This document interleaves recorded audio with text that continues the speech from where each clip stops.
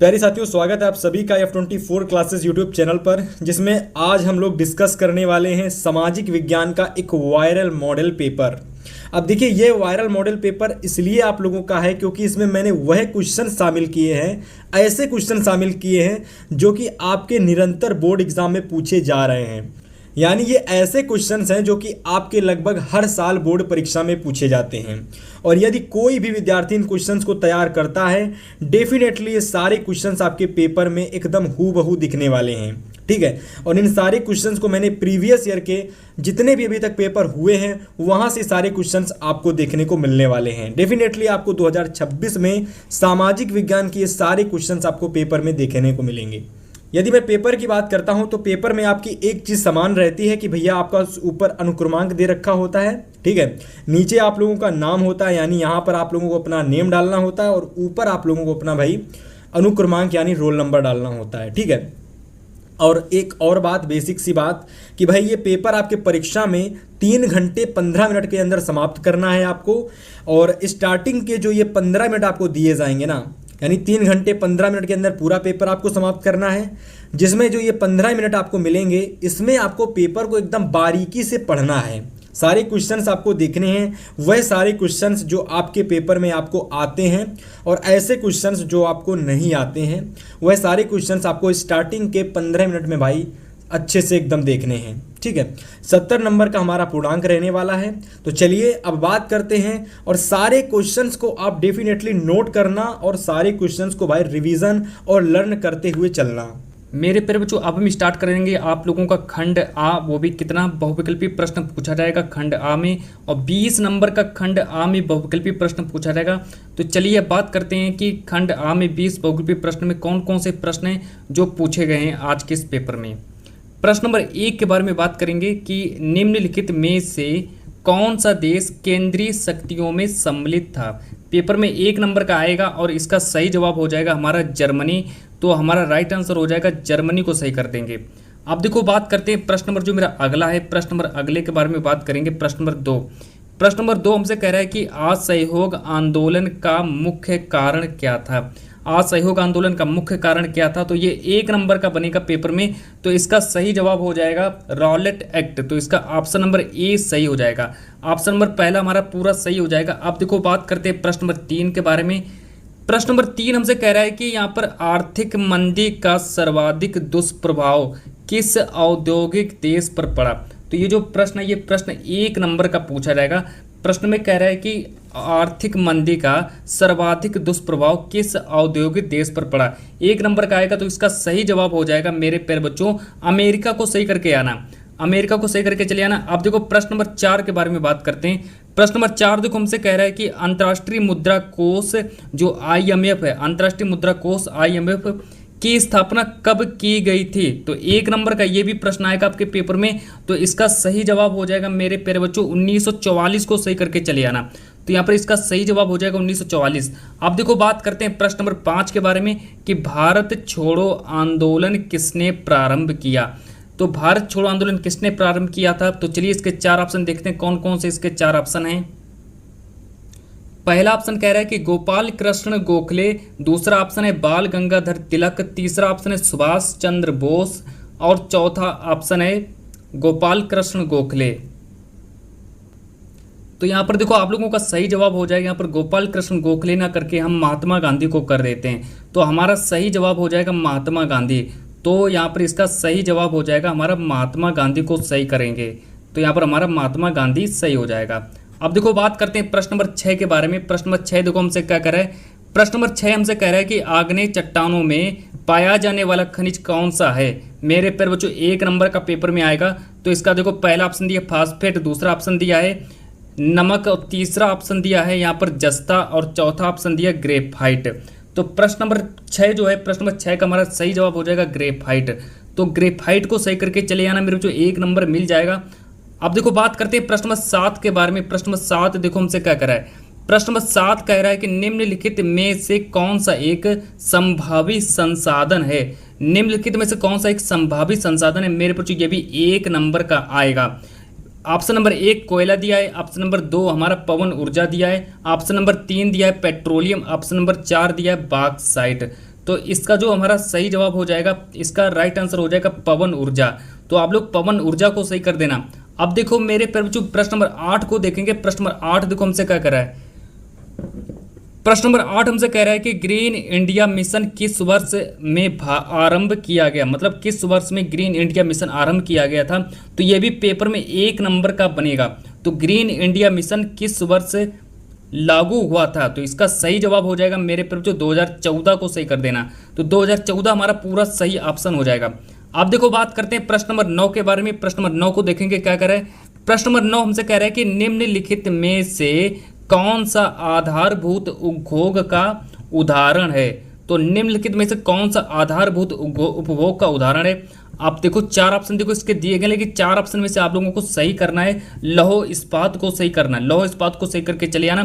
तो प्रश्न नंबर 9 का सही जवाब हो जाएगा लौह इस्पात, यह भी 1 नंबर का बनेगा। अब देखो बात करते हैं प्रश्न नंबर 10 के बारे में। प्रश्न नंबर 10 को देखेंगे।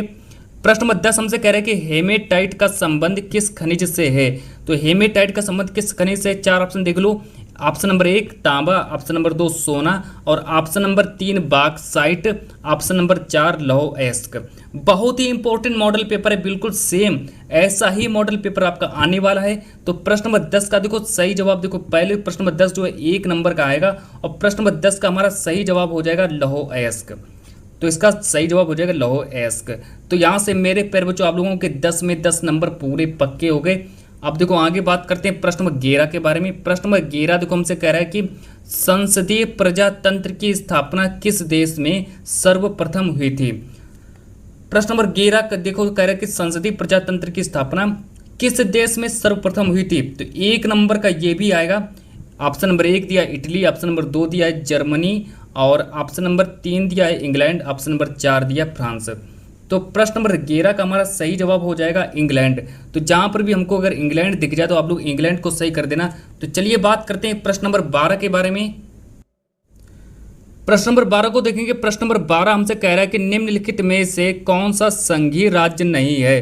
तो प्रश्न नंबर 12 कह रहा है कि निम्नलिखित में से कौन सा संघीय राज्य नहीं है। तो मेरे पर जो ये भी 1 नंबर का आएगा। तो ऑप्शन नंबर 1 दिया उत्तर प्रदेश, ऑप्शन नंबर 2 दिया है हमारा मध्य प्रदेश और ऑप्शन नंबर 3 दिया है दिल्ली और ऑप्शन नंबर 4 दिया है बिहार। तो निम्नलिखित में से कौन सा एक संघीय राज्य नहीं है। तो इसका सही जवाब हो जाएगा मेरे पर जो दिल्ली को सही कर देना। दिल्ली को सही करके चले आना, 1 नंबर पूरा मिलेगा आप लोगों को। अब देखो बात करते हैं प्रश्न नंबर 13 के बारे में। प्रश्न नंबर 13 को देखेंगे। प्रश्न नंबर 13 देखो हमसे क्या कह रहा है कि संविधान के अनुसार भारत की राजभाषा क्या हो जाएगी।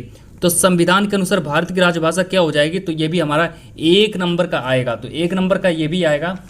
तो इसका देखो सही जवाब क्या होगा। प्रश्न नंबर 13 का राइट आंसर हो जाएगा हिंदी को सही करके चले आना। हिंदी को सही करके चले आना, 1 नंबर मिल जाएगा। यहाँ पर आप लोगों के 13 नंबर पूरे पक्के हो चुके हैं।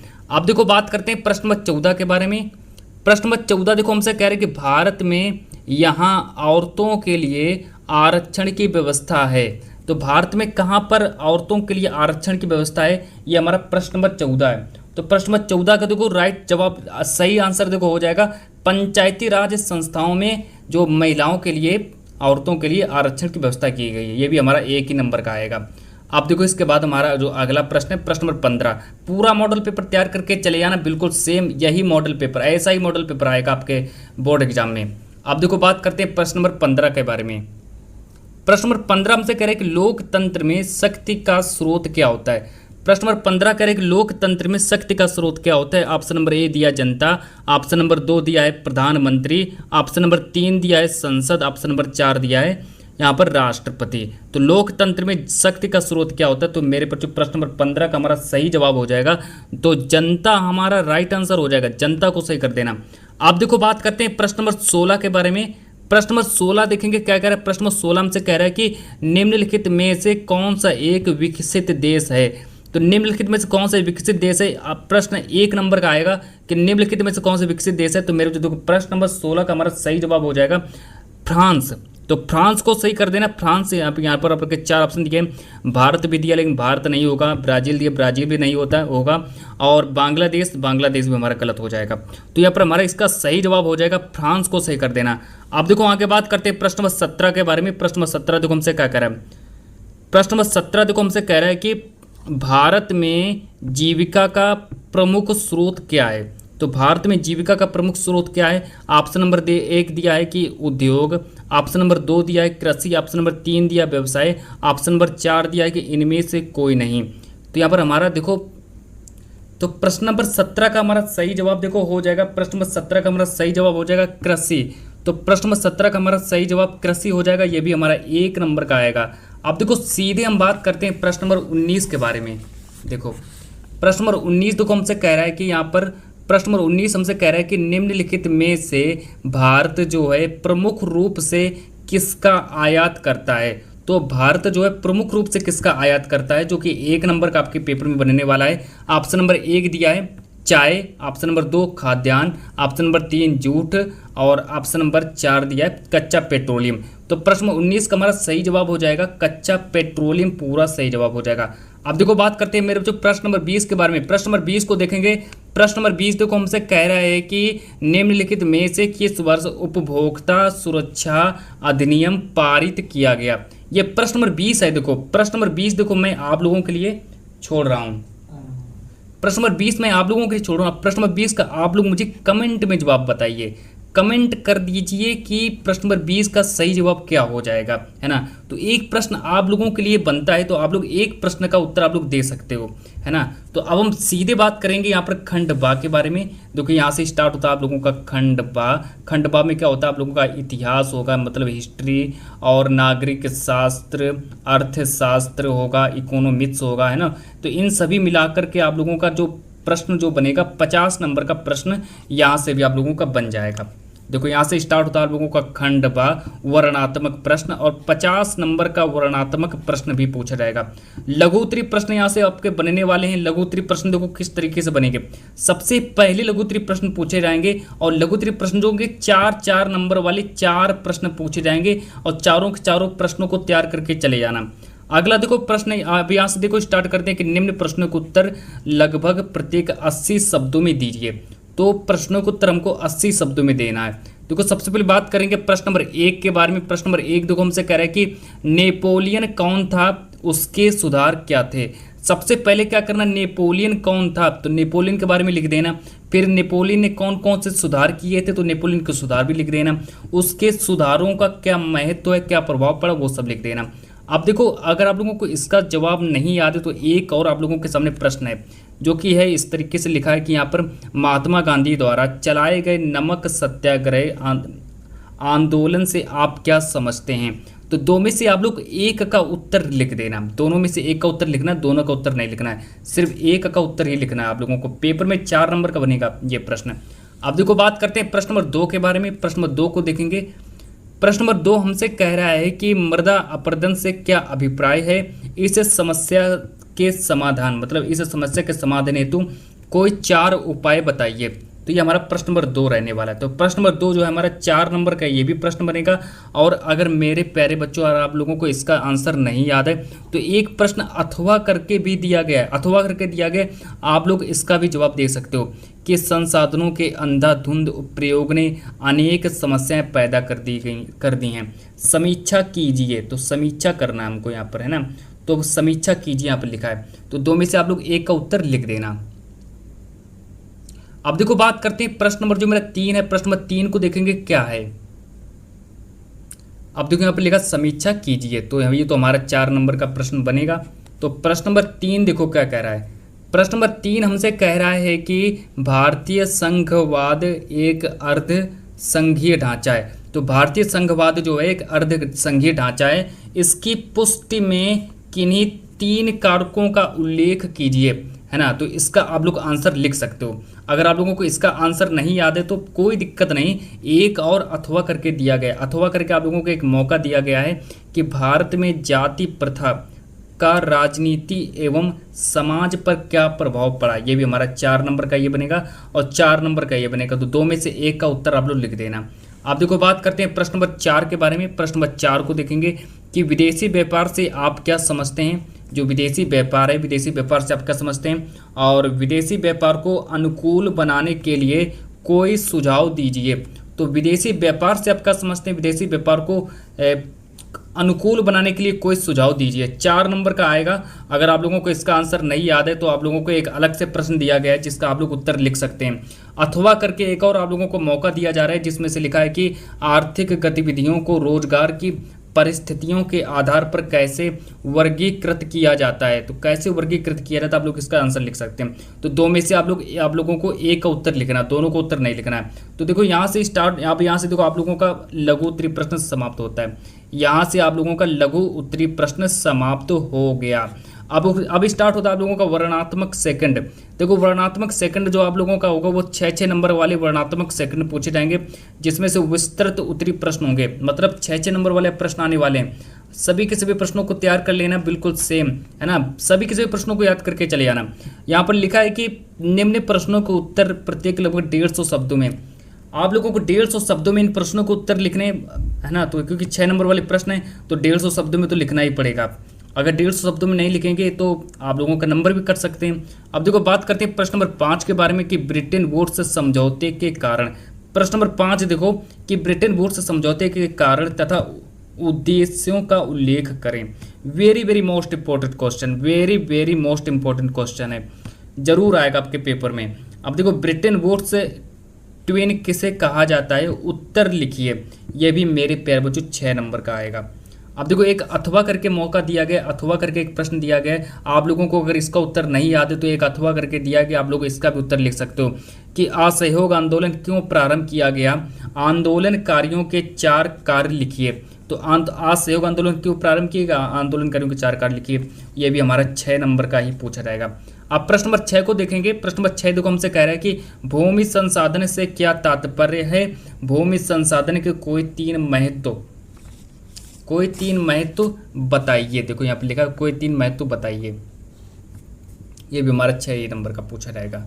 तो एक अथवा करके दिया, अगर आप लोगों को उसका आंसर नहीं है तो आप लोग इसका आंसर भी लिख सकते हो।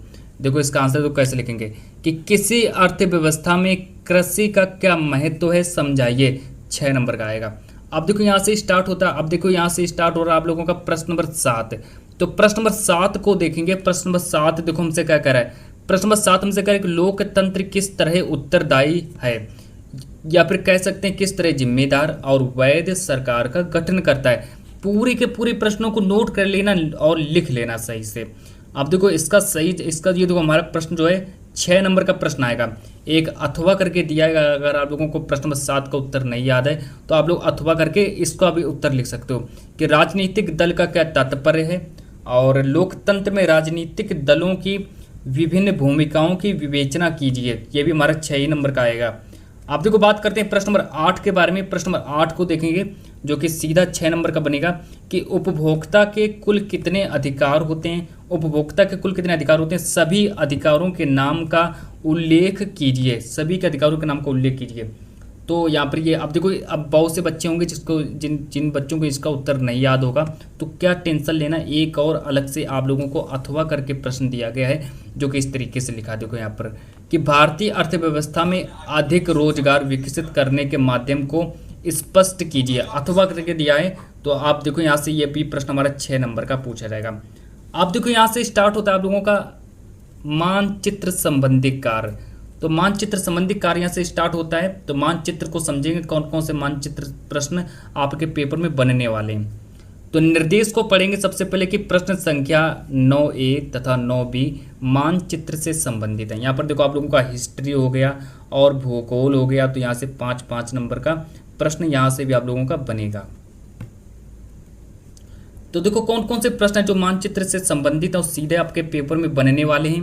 प्रश्न नंबर 9A को देखेंगे कि निम्नलिखित स्थानों को भारत के दिए गए रेखा मानचित्र में चिन्ह द्वारा नाम सहित दर्शाइए। सही नाम तथा सही अंकन के लिए 1/2 + 1/2 अंक निर्धारित दिए गए हैं। ये भी हमारा 5 नंबर का बनेगा। अब मानचित्रकार में देखो क्या होगा, आप लोगों को एक मानचित्र इस तरीके का मानचित्र दिया जाएगा जो कि इस तरीके का मानचित्र होता है। तो इस तरीके का मानचित्र होगा और इसी में आप लोगों को भरना पड़ेगा, है ना। तो मानचित्र वाले प्रश्न तो मानचित्र आप लोगों को दिया जाएगा, उसी में से आप लोगों को भरना पड़ेगा। और प्रश्न नंबर 2 देखो क्या कह रहा है। प्रश्न नंबर 2 हमसे कह रहा है कि वह स्थान जहां 1927 में कांग्रेस का अधिवेशन हुआ था। तो ये हमारा प्रश्न नंबर 2 हो जाएगा कि वह स्थान जहां कांग्रेस का अधिवेशन हुआ था। तो कांग्रेस का अधिवेशन जो हुआ था वो हमारा, इसका देखो सही जवाब देखो हो जाएगा। तो दांडी को सही कर देना, दांडी को भर देना, मतलब कि मानचित्र दिया जाएगा तो आप लोगों को दांडी को सही करना है। अब जहाँ पर दांडी हो तो वहीं पर आप लोगों को भरना पड़ेगा। अब प्रश्न नंबर 3 देखो हमसे कह रहा है कि वह स्थान जहाँ पूर्ण स्वराज की मांग का प्रस्ताव पारित हुआ था। तो वह स्थान जहाँ पूर्ण स्वराज की मांग का प्रस्ताव पारित हुआ था, तो पूर्ण स्वराज जो हुआ था हमारा चंपारण में हुआ था। तो चंपारण को याद कर लेना, जैसे ही प्रश्न आए तो चंपारण को भर देना मानचित्र में। अब प्रश्न नंबर 4 को देखो, प्रश्न नंबर 4 देखो हमसे क्या कह रहा है कि वह स्थान जहां भारतीय राष्ट्रीय कांग्रेस का प्रथम अधिवेशन हुआ था। तो भारतीय राष्ट्रीय कांग्रेस का प्रथम अधिवेशन कहाँ हुआ था, तो ये हमारा प्रश्न नंबर 4 है। तो इसका देखो सही जवाब हो जाएगा लाहौर। तो लाहौर हमारा पूरा सही जवाब हो जाएगा। अब देखो बात करते हैं प्रश्न नंबर 5 के बारे में। प्रश्न नंबर 5 देखो हमसे कह रहा है कि वह स्थान जहां अंग्रेजों ने पहली बार राजधानी बनाई। तो अंग्रेजों ने पहली बार राजधानी कहाँ बनाई थी, तो मानचित्र में आप लोगों को भरना है। जहाँ पर भी देख लेना लखनऊ कहाँ पर है, तो लखनऊ को सही कर देना। अब यहाँ से देखो स्टार्ट होता है आप लोगों का खंड मतलब 9B। अब देखो यहाँ पर एक हम आप लोगों को एक बात बता रहे हैं जो कि आप लोगों को ध्यान से सुनना है। देखो हिस्ट्री में देखो आप लोगों को एक मानचित्र दिया जाएगा जिसमें से हिस्ट्री में आप लोगों को भरना पड़ेगा, है ना। और जियोग्राफी देखो यहाँ पर आप लोगों का भूगोल दिया है, तो भूगोल में आप लोगों को चिन्ह के हिसाब से प्रश्नों को भरना पड़ेगा मानचित्र में, जो कि इस तरीके से भरना मैं आप लोगों को पूरा डिटेल से समझा रहा हूँ। देखो ऐसे ये भी हमारा 5 नंबर का पूछा जाएगा और यहाँ पर लिखा है कि ये हमारा 9B होगा कि निम्नलिखित भारत के मानचित्र में संबंधित निम्नलिखित को दर्शाइए। मतलब मानचित्र में निम्नलिखित को दर्शाए, चिन्ह के माध्यम से दर्शाना है, ऐसे दर्शाना है। देखो चिन्ह बना है और ये ब्लैक वाला चिन्ह है, ये वाला चिन्ह, इस चिन्ह के माध्यम से दर्शाना है। प्रश्न नंबर 1 कह रहा है कि सलाल बांध चिन्ह द्वारा नाम सहित दर्शाई। सलाल बांध कहाँ है, तो मानचित्र में दर्शा देना है, वो सब कर देना आप लोगों को। प्रश्न नंबर 2 हमसे कह रहा है कि नरौरा परमाणु केंद्र, इसको भी चिन्ह द्वारा नाम सहित दर्शाना है, तो इसको भी दर्शा देना। ये तो आप लोग दर्शा ही सकते हैं। प्रश्न नंबर 3 देखो कि गंगा नदी देखो, गंगा नदी देखो ये, इसको भी मैं चिन्ह द्वारा नाम सहित दर्शाना है, तो ये तो आप लोग दर्शा ही सकते हैं। प्रश्न नंबर 4 देखो हमसे कह रहे हैं कि कोयला उत्पादन का कोई एक केंद्र, तो कोयला उत्पादन को कोई केंद्र बता देना है और इस तरीके के चिन्ह से उसको दर्शा देना है, चिन्ह द्वारा नाम सहित दर्शाना है उसको। और प्रश्न नंबर 5 देखो हमसे कह रहा है कि उत्तर प्रदेश में गन्ना उत्पादक क्षेत्र, गन्ना उत्पादक क्षेत्र, इसको भी मैं इस प्रकार के चिन्ह द्वारा नाम सहित दर्शाइए। तो देखिए ये था आप लोगों का सामाजिक विज्ञान का मॉडल पेपर, जो कि पूरा का पूरा एकदम रियल मॉडल पेपर था। इस मॉडल पेपर को तैयार करके मेरे बच्चों आप लोग आसानी से सामाजिक विज्ञान के पेपर में मिनिमम आप लोग 50 से 55 नंबर आसानी से ला दोगे। तो चलिए देखो आप लोग पूरा का पूरा पेपर तैयार कर लेना, पूरा का पूरा पेपर पढ़ लेना। तो जब तक के लिए मैं इस मॉडल पेपर को यहीं पर ही समाप्त करता हूँ।